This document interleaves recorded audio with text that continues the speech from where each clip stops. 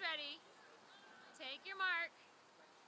Go! Ian shows an extremely good start. I think he's got technically one of the best starts that I've ever coached. He actually uses every technique that I teach. One is that he gets a tremendous amount of power out of his upper body, and he uses the back leg, kicking the back leg up to do a lot of coupling, elevates the head nicely as he moves forward, points the toes for a very clean entry, and he's very good off the start. He has very quick reaction time. His fly, I think, is good. I think it will get better as he develops a stronger kick. He throws the arms forward with a lot of force.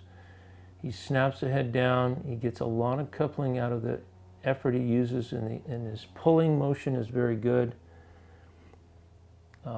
He is very good body position, elevates with the neck coming forward, keeps the body relatively flat, doesn't come up too high, tucks the chin down nicely after the breath. And fly, which is a very leg-dependent stroke, will improve a lot as he develops into a stronger kicker. I think his kick is very good, but can get much better in college. Backstroke shows a very good stroke rate. His underwaters are good. Again, will get better, I think, in college. He shows good rotation, very good body position. Stroke rate is so important in backstroke. He's able to turn his arms over fast, keeping the head relatively in perfect position, elevating for the pull, letting it back. Very good body angle. His breaststroke elevates very nicely. Again, presses forward very hard, has a very good streamline in front, throws the chin down to his chest, gets the head down into a very good streamline, has a tight kick.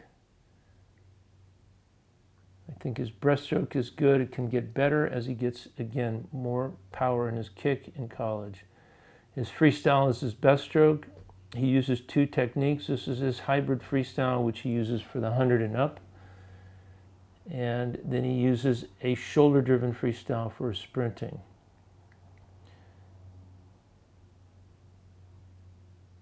Here he shows you the hybrid as he goes forward hard with the left hand and digs in with the right hand.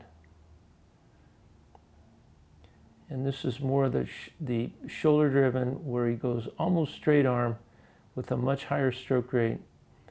Keeps a very high elbow pull with both techniques. Very low drag.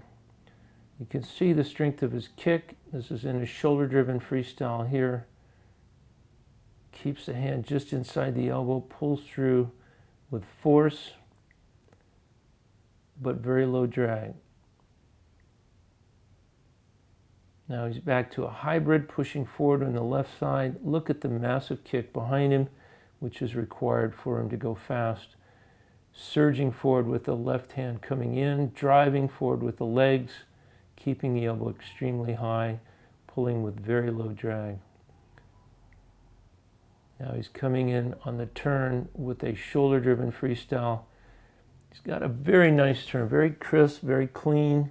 He comes in head down, tight knees to chest, gets his hands overhead quickly, comes off with a very good tight streamline. He gets in and he gets out very quickly. There you can see as he comes off the wall, right into three dolphin kicks, breaks out with the chin down, very fast. So Ian, there's a lot of kids trying to get into college. You had a year of college under your belt. Now you're looking for a new school, new program, a fresh start.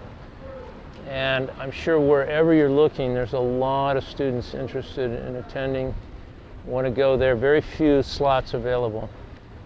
So coaches have to be pretty selective. Why would they want to select you over someone else? What is it that makes Ian better? I'd say it'd be probably three main things, and first one being I have a lot of untapped potential. I started swimming late in high school year-round, was mostly a water polo player for a lot of the time. Walked away from the sport, fell in love with swimming, and then I just had a lot of obstacles in the way of getting fully to the success I wanted. whether it was from being sick my senior year or just training interruptions throughout my junior year. I never really got to fully reach that potential I wanted to. The other was, second being, I'm very determined. I don't let obstacles stand in my way. Even though all those things happen to me, I don't let them necessarily deter me from my ultimate goals. And the third would be I have love for the sport in all dimensions, whether it's technically competitive or training. I love every aspect and every facet of the sport.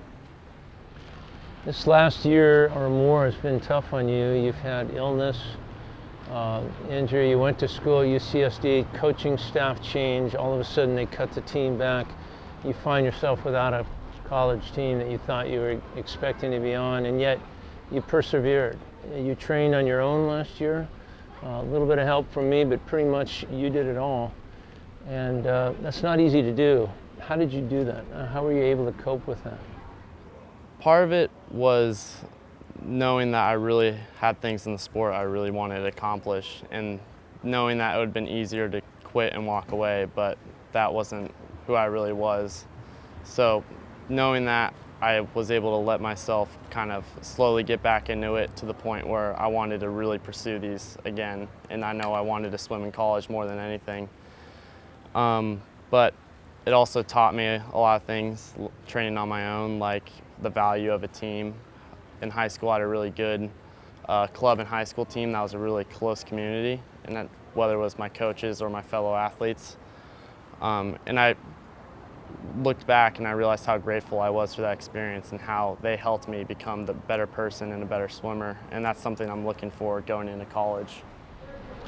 Last question, Ian, and this is, I think, important to coaches because they're looking for athletes, but they're also looking for people that get along with others, that can inspire others, can be team leaders. Swimming is important to you, you're passionate about it, so is studying, but there's more to life than swimming. So what have you done in your life besides swim that's been rewarding, that has made you a better person? I went to a Jesuit high school, and a large part of Jesuit education is community service, and that's one of the things that I've done in my time that has been super rewarding. For whether it's working at an oncology camp for a week, serving as a reading tutor at underserved schools, or just teaching swim lessons, it's something that I've really enjoyed and love. I also enjoy academics a lot.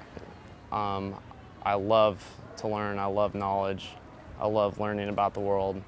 And I was an AP scholar in high school, and I also was part of National Honor Society, and with both of those we did a little bit of community service on top of that.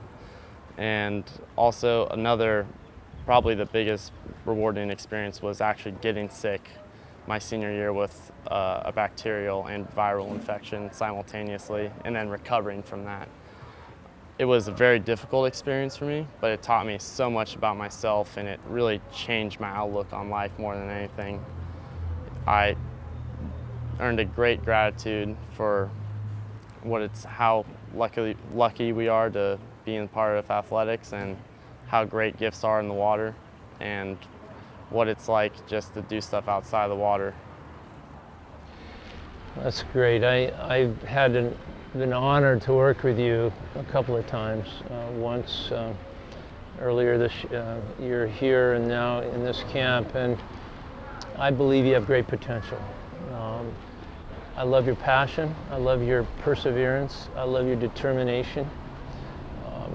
I see some weaknesses that I think you can overcome. One is that you need to get stronger, and you're a late bloomer, but I think you're going to get stronger. You have two great, strong, athletic parents. I think you're just slow to develop, and with the right strength program and sprint program, I think you're going to become an awesome sprinter and a great asset to the university you choose. So thank you for attending the Race Club camp. Thank you, Coach Hall. Thank you.